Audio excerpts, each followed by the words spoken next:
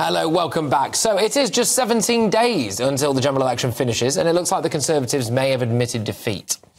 So, look, I think there is a lot to be concerned about. Starmer is the only other person who can conceivably walk into Downing Street. Well, one poll says that man, Grant Shapps, the Defence Secretary, will lose his seat, so will Chancellor Jeremy Hunt and Home Secretary James Cleverly. Another poll today puts Reform level with the Tories on 18%. That comes after a poll last week that Nigel Farage's party were 1 point ahead of the Conservatives. Well, the news today is that Cabinet Ministers are apparently begging Rishi Sunak to go for the jugular and launch more personal attacks on Sir Keir Starmer. He seems reluctant to do that, and the general tone of the campaign so far has left many people wondering if Mr Sunak actually wants to win. And it's on this issue that I'm going to start with my guest, former Chancellor Kwasi Kwarteng. Mr Kwarteng, thank you very much for joining us here right in the studio at GB. It's great to have you on. Thank you. So look, over the weekend, it's emerged that Sir Keir Starmer ended up on some kind of communist spy file, joining a Czechoslovakian work camp at the height of the Cold War. He's represented terrorist organisations as a lawyer. Labour want to introduce a policy that would mean more men, conceivably, in women's changing rooms. He's on the record saying he used to want to abolish the monarchy. I mean, does Rishi Sunak not have the bottle to bring any of this up? What's going on? Well, I think we need to fight a more aggressive campaign. I think Keir Starmer is a man of the left, very much so.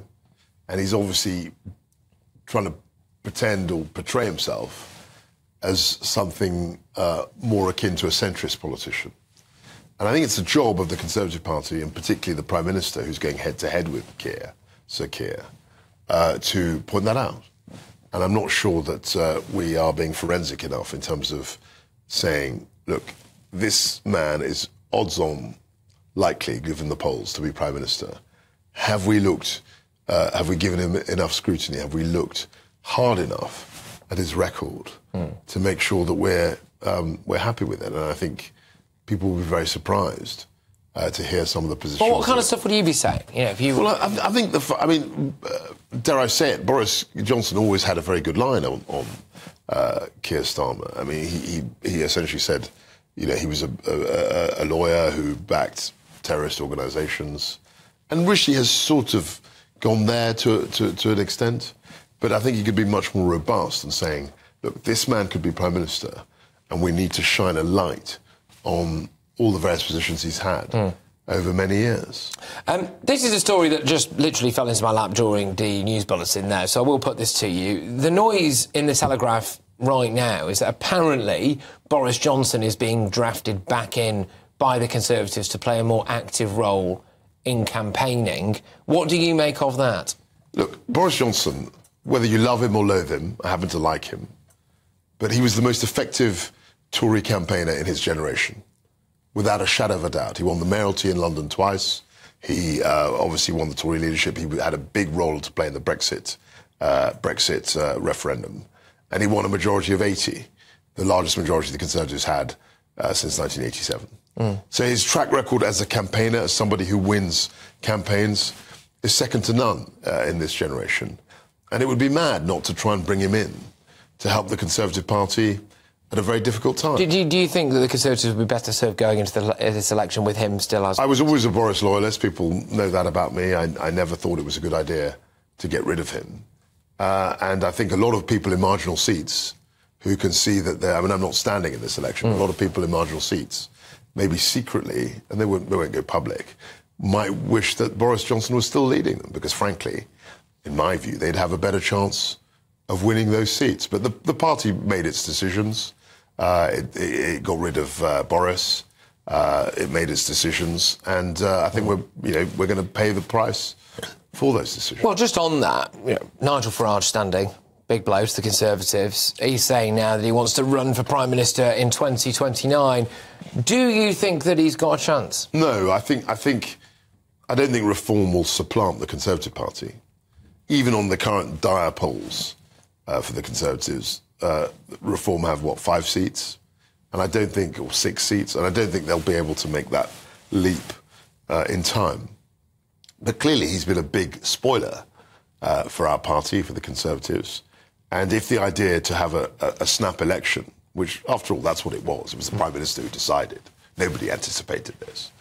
But if the idea was to try and spike Reform's guns and prevent Nigel getting momentum, I think that hasn't gone well because he's clearly getting momentum and he's clearly enjoying himself on the campaign trail. I've got to ask, Labour are saying that the Tories have got a £71 billion black hole in their finances. And I can't help but wonder where Jeremy Hunt is. He's been largely anonymous this campaign, from what I've seen. The latest polling did have him down as actually losing his own seat. Labour's Rachel Reeves is front and centre of their campaigns. Does this not suggest that Jeremy Hunt doesn't support Rishi Sunak? No, I think that's completely wrong. I think the reality is that Jeremy Hunt has represented the seat that he's standing for 19 years. He got into Parliament in 2005. And as everyone can see that reads the polls, there's a real chance he might lose his seat.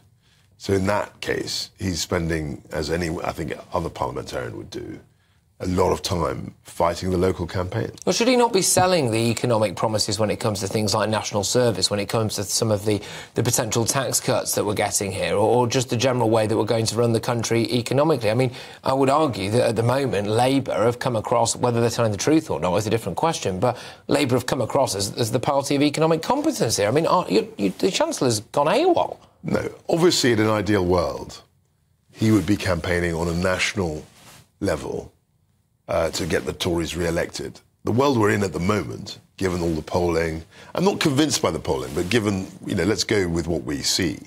The polling suggests that his seat is in danger. And as an MP who's represented the seat for 20 years, see, people don't understand or realise is that the MP is the fundamental job. You can be a backbencher in opposition, you could be a backbencher in government, you could be on the front bench in opposition and in government. But that's fundamentally, you're an MP. That's the job. And if his seat is in danger, it's absolutely reasonable for him to be spending a lot of time trying to get re-elected so that his constituents can re-elect him. On the future of the Conservative Party, there has been a lot of scrutiny over people like, Richard Holden, for example, who has parachuted himself into, well, what I think he hopes is a safe seat. That remains to be seen. In Billericay, away from the North East. And the general selection of candidates. And it appears to be that the Conservative Party, with one hand, you've got Suella Braverman saying they want to welcome Nigel Farage in, and then on the other hand, you've got people like David Davis saying you wouldn't give the golf club arsonist the membership, would you? What direction do the Conservatives need to go in here? Because it does seem a bit all over the place. So, look, I think there are a lot of wild words. I saw Suella's comment, I saw David Davis's comment. Let's just wait to see what happens on July the 4th, July the 5th.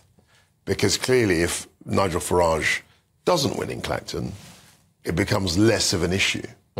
And if he does get into Parliament, the party, presumably, if it's in opposition, but even if it's in government, we'd have to accommodate members of Parliament and see what he stands for, see what he's going to go into the lobbies with us for.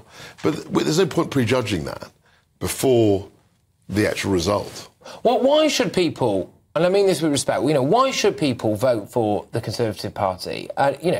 I hesitate to say, you've given up. I know that you've done a lot of service and you want to move on. All right, fine. But a lot of other Tory MPs have given up. They've thrown the towel in. Grant Shapps appears to have given up and thrown the towel in. He's going all over the national media, splashing himself across it, saying that they're not going to win. I mean, why on earth should anyone vote for the Conservatives? Look, there are two things here. There are people who, because they've served 14, 19 years in Parliament, have decided. I think Michael Gove said it very well. We're not conscripts. People have the choice as to whether they want to serve in Parliament. I think the conditions of being an MP are very, very much more difficult than necessarily they were when we started. But that's a separate issue to whether I think we can win or not. I think it's very challenging. I mean, let's face it. But at the same time, I think the people who are prophesying some supermajority for Labour are probably off the mark. And just very finally on this, are you secretly quite happy that Rishi Sunak's struggling?